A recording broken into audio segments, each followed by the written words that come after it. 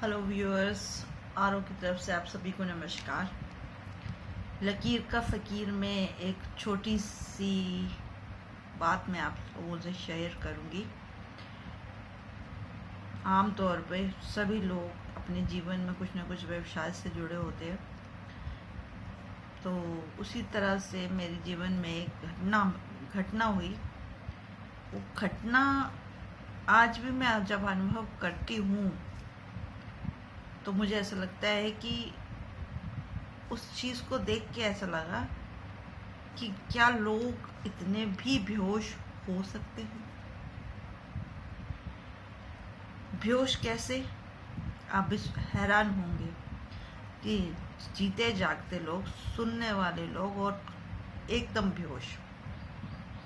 ये सुन के आपको हैरानी होनी भी चाहिए कि आप चल रहे हैं, फिर रहे हैं और दिन का समय है, जागे हुए हैं और बेहोश वाली हरकतें कर रहे हैं। आपको इसका बिल्कुल भी अंदाज़ा नहीं कि आप बेहोश हैं।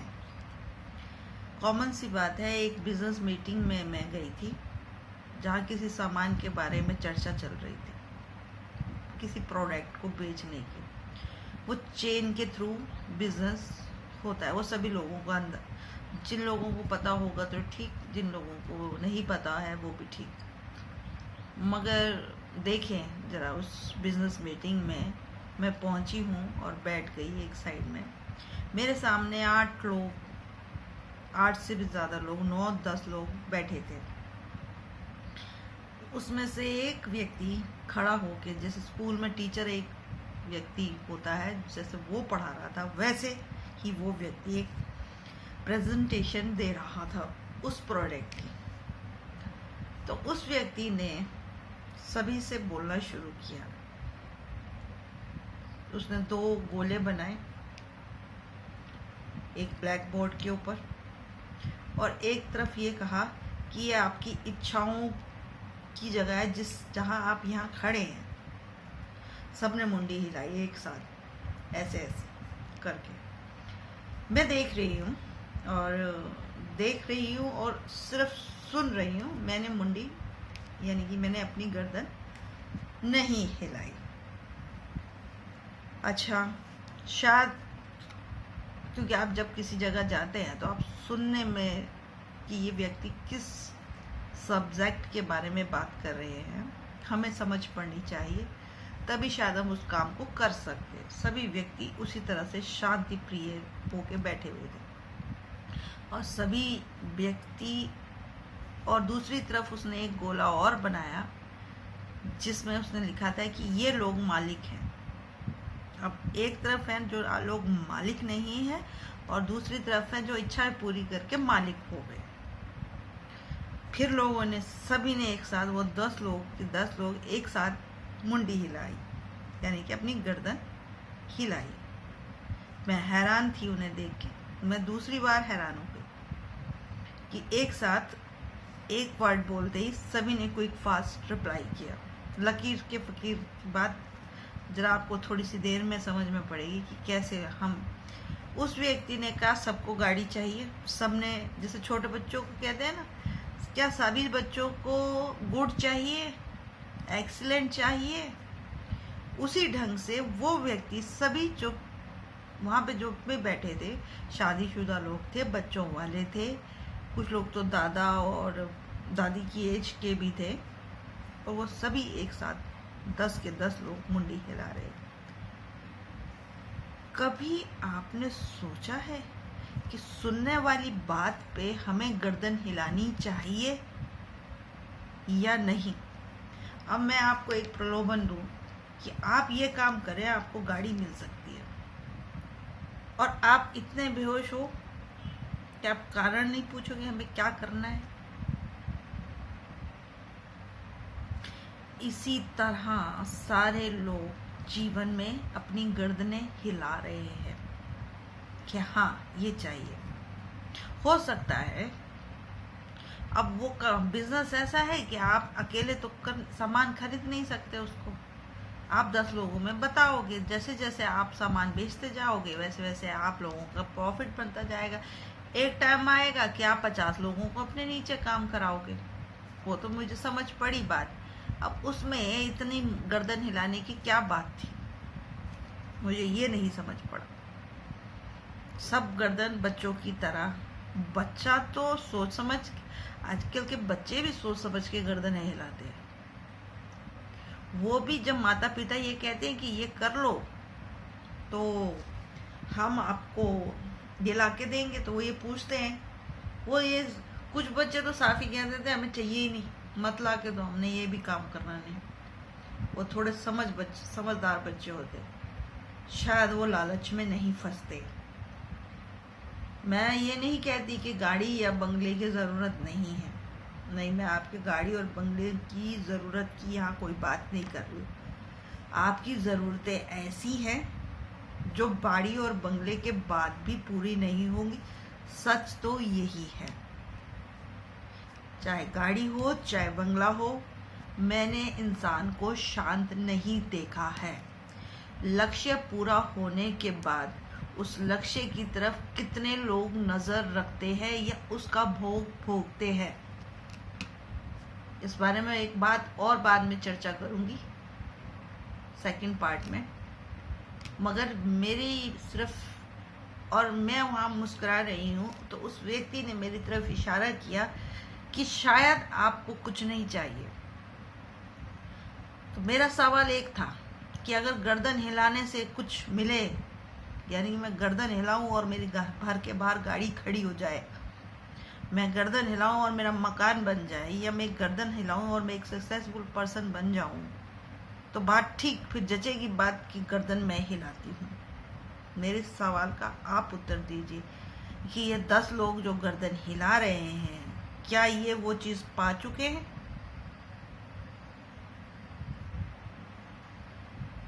ऐसे प्रलोभन, ये तो एक नॉर्मल प्रलोभन है, बड़े बड़े प्रलोभन भी दिए जाते हैं, लालच कहते हैं उसे। लालच में व्यक्ति, मैं ये इस चीज़ से ये नहीं कि आपकी ज़रूरत मायने नहीं रखती, मगर आपकी ज़रूरत तो पूरी होती है, मगर आप उस ज़रूरत का सुख भोगने के लिए उपलब्ध होते हो या नहीं। मेरा मेन प्रश्न ये नहीं है कि तुम्हारे पास सब कुछ हो, पर उस सब कुछ को स्वाद लेने का के लिए आप लोग उपलब्ध होते हैं या नहीं। मैंने कहा मैं तो पहले ही मालिक हूँ, मुझे उस तरफ नहीं रहना जिस तरफ आपने पहला गोला बनाया, मैं दूसरी ही तरफ हूँ। दूसरी तरफ कैसे हूँ? क्योंकि वहाँ दूसरा कॉर्नर मालिक का था कि आप मालिक हो सकते हो, तो मालिक तो मैं हूँ। पर हाँ, वस्तुओं की मालिक होने का मुझे कोई इच्छा नहीं है कि घर में 50,000 का सोफा है तो मैं उसकी मालिक हूँ, इसमें मेरा कोई इंटरेस्ट नहीं है। मालिक मैं हूँ खुद की। ये सब जीवन में आवश्यकताएं हैं, दिखावे के लिए भी है और शायद शौक के लिए भी है। दिखावा ज़्यादा है, शौक कम है। शौक जो होते हैं ना, शौक जो होते हैं, जब आप अपनी चीज़ खरीद लेते हो ना, तो उसको जीते हो उसके साथ, कि मुझे कोई चीज़ पसंद है, नॉर्मल सी चीज़ें, कि जैसे मेरे को कोई छोटी मोटी चीज़, मैं अपनी इच्छा की बात करती हूँ, मुझे कोई सोफ़ा पसंद आ गया, अब मैं वो सोफ़ा, वो है सोफ़ा 1 लाख रुपए का, अब मेरा बजट है इस समय 50 का, तो मुझे 50 के लिए एक समय का इंतज़ार करना पड़ेगा कि वो 50 भी मैं उसमें जोड़ूं और उस 1 लाख के सोफ़े को लूं। शायद वो उस समय 1 लाख का नहीं, मुझे 70,000 का मिले, 30,000 उसमें कम हो जाए, बट वो चीज़ मेरी पसंद की थी। अब उस सोफ़े को लाने के बाद मेरी प्रसन्नता है, क्योंकि वो मैंने पसंद की थी। मैंने पसंद तो की थी, क्या मैंने उस सोफ़े का पूरा इस्तेमाल भी अपने जीवन में किया? सोफ़े, गाड़ी, बंगले और बहुत सारे पैसे, करोड़ों, लाखों, अरबों, इससे कोई मैटर नहीं रखता। ये तो हो गई वस्तुएं। आप जीवंत लोगों का भी मुंडी हिला के ही स्वागत करते हो। जब आप प्रेम में होते हो, जब आप नफरत करते हो, चाहे आप द्वेष रखते हो, चाहे आप विरोध करते हो, या चाहे आप किसी की मदद करते हो, कितने उस क्षण आप उस चीज का उपयोग उस चीज के साथ जीते हो, यह आप कभी विचार नहीं करते। लकीर का फकीर मैंने इस बात पे इस थर्ड पार्ट में इसलिए कहा कि जब एक व्यक्ति बोल रहा है और 10 लोग मुंडी हिला रहे हैं बिना प्रश्न किए, तो हैरानगी की बात है। हैरानगी की बात इसलिए है कि वहां पे बैठे हुए लोग, वहां पे करने वाले बिजनेस पर्सन ही कहूंगी क्योंकि वो एक मीटिंग थी बिजनेस के ऊपर, वो लोग एज में 30 से उससे अबव के थे। मैं ये कहती हूँ कि शायद हो सकता है उस बिजनेस को करके बहुत से लोगों ने बहुत पैसा कमाया हो, मगर क्या सभी उन 10 लोगों की वही क्षमता थी? शायद एक उसमें से कई ऐसे होंगे जिनकी क्षमताएं नहीं होंगी।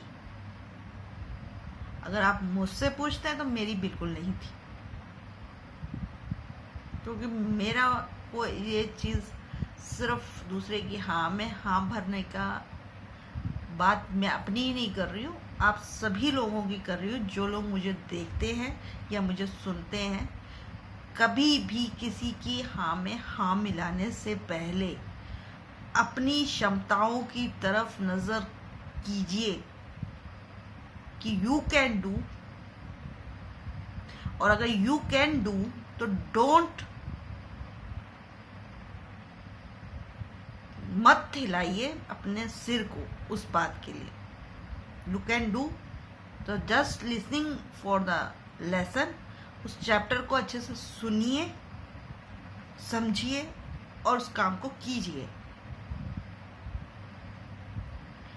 मगर उस व्यक्ति को मेरे हंसने से लास्ट में उसने एक शब्द बोल ही दिया हार के कि मुझे ऐसा लगता है कि आपको शायद इसमें से कुछ नहीं चाहिए। तो उसने बिल्कुल ठीक सोचा। मेरा सिर्फ एक ही लास्ट सवाल था उससे कि अगर गर्दन हिलाने से ये चीज़ें आएंगी तो मैं ज़रूर गर्दन हिलाऊंगी, और जब ये गर्दन हिलाने से नहीं आएगी चीज़ें तो मुझे ऐसा लगता है कि मुझे वो मेहनत कर लेनी चाहिए जो से ये चीज़ें उपलब्ध की जा सके। और ऐसे ही हर तरह से हर तरफ से दुनिया में आप लोगों को सिखाया जा रहा है कि गर्दनें हिलाइए। हर इंसान, बंगला गाड़ी होना गलत नहीं है, उसके लिए आप जीवन में जीने का सुख लेने आए हैं। सुख लीजिए, उसके लिए काम भी कीजिए। मैं तो ये कहती हूँ चोरी भी कर लीजिए, कोई दिक्कत नहीं है, उससे मेरा कोई लेना देना नहीं है। आपकी चोरी है, आप कैसे करेंगे वो आपके ऊपर है। ईमानदारी से चलेंगे तो भी, मैं ईमानदारी और बेईमानी पे मैं कोई भाषण नहीं देना चाहती हूँ। मुझे सिर्फ इतना पता है कि मुझे ये चाह हो गई, और इस चीज़ की चाह के लिए जो मेरा राइट वे है, जो भी मेरा राइट वे है वो मैं चूज कर लूँ। डजंट मैटर कि वो रास्ता गलत है या सही है। अगर मैं चूज कर लेती हूँ तो इतना जरूर कहूँगी कि वो रास्ते गलत तो नहीं होते। चल पड़िए जीवन में, फिर देखिए कहाँ पहुँचते हैं आप। मगर ऐसे गर्दन हिलाना मेरे लिए तो ये इतनी बड़ी बेहोशी थी लोगों को देख के, और मुझे मुस्कुराहट भी हो रही थी उस व्यक्ति को देख के। उसे मेरी मुस्कुराहट से घबराहट हो रही थी, और मुझे उन बेहोश वाले लोगों को देख के सिर्फ हंसी आ रही थी कि क्या हो रहा है। हम लोग इतने बेहोश हैं, हम लोग जागते ही नहीं, हम बेहोशी में चलते हैं, हम कभी प्रश्न नहीं पूछते। जो लोग ज़्यादा प्रश्न पूछते हैं उन लोगों को शायद दूसरा इंसान पसंद नहीं करता, मगर मैं ये कहूँगी कि अपने जीवन में प्रश्न पूछने की आदत डालिए, लकीर के फकीर मत बने रहिए। यही मैं अपना इस टॉपिक का चैप्टर ख़त्म करती हूँ। अगले टॉपिक पे फिर आपसे बात होगी आरओ की तरफ से। आपको थैंक यू सो मच, जो भी मेरे वीडियो को बहुत धैर्य से सुनते हैं, शायद उन्हें उनके जीवन में क्या प्रयोजन है उसकी तरफ का रास्ता मिल जाए। Thank you so much. और जो सुन के शायद नहीं अच्छा लगता तो you can avoid me. Thank you so much, धन्यवाद।